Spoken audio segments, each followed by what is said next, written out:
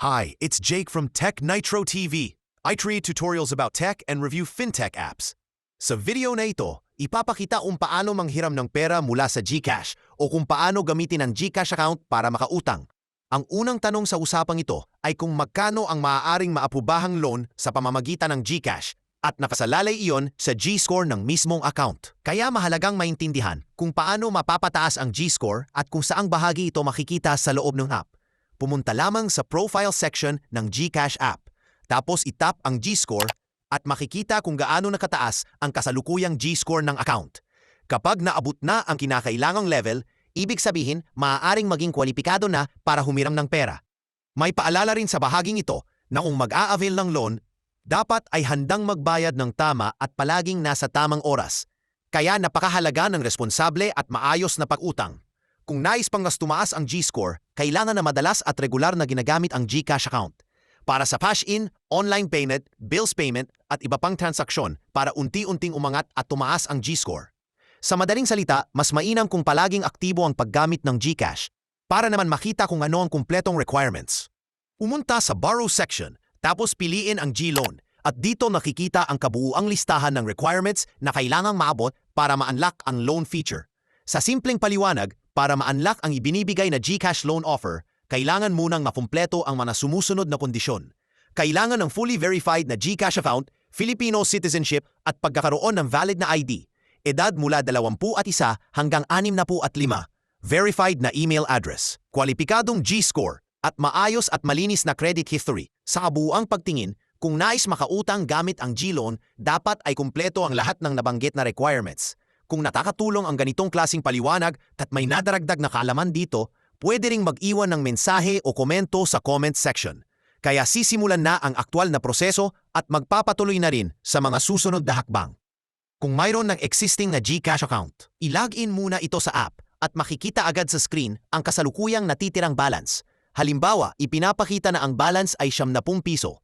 Pagkatapos niyan, pumunta sa Borrow at piliin ang G-loan option. Sa puntong ito, lalabas na ang kumpletong loan details. Makikita na ang loan ay maaaring bayaran sa loob ng 5 buwan na may interest na 6% at may processing fee na 3%.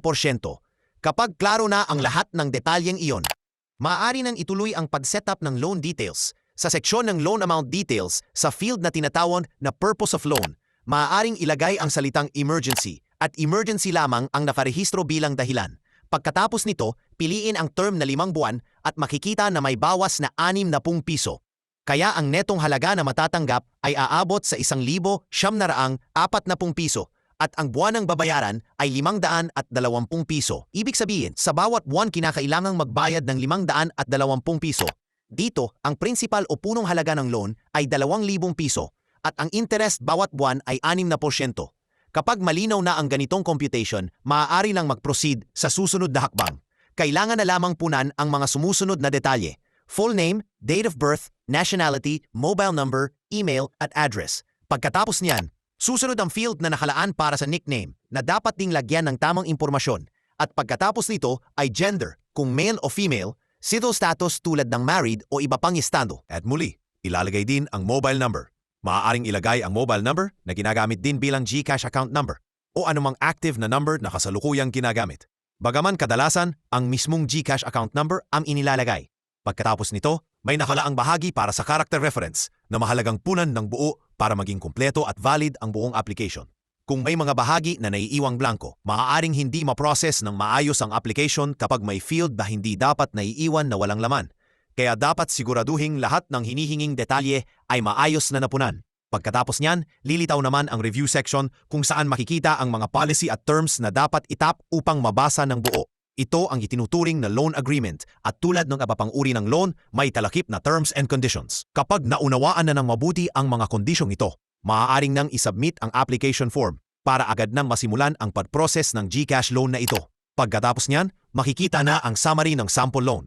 Halimbawa, ang unang due date na nakalagay ay nakatakda noong July 26, 2023 na ang halagang dapat bayaran ay 520 piso.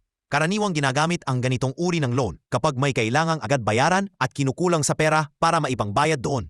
Marami na ring pagkakataon na nagamit ng iba ang GCash loan feature at napatunayan na legit at maayos gumana ang GCash loan na ito.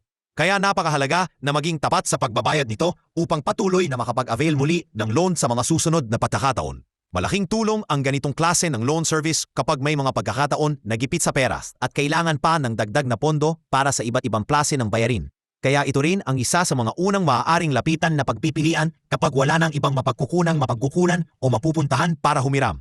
Kapag natapos na ang pag-fill up ng buong form at nasisiguro na natama ang lahat ng impormasyong na inilagay sa application form, itap lang ang continue button sa screen. Pagkatapos nito, hintayin ang mensaheng ipapadala ni GCash sa account. Dahil doon, isisend ni GCash ang OTP code para ma-verify ang isinumit na loan application na ito.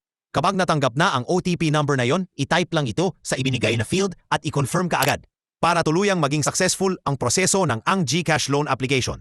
Sa ganitong proseso, loan application ay maituturing ng successful at kailangan na lamang hintayin ang notification ni GCash na nagsasabing natanggap na ang in-apply na loan.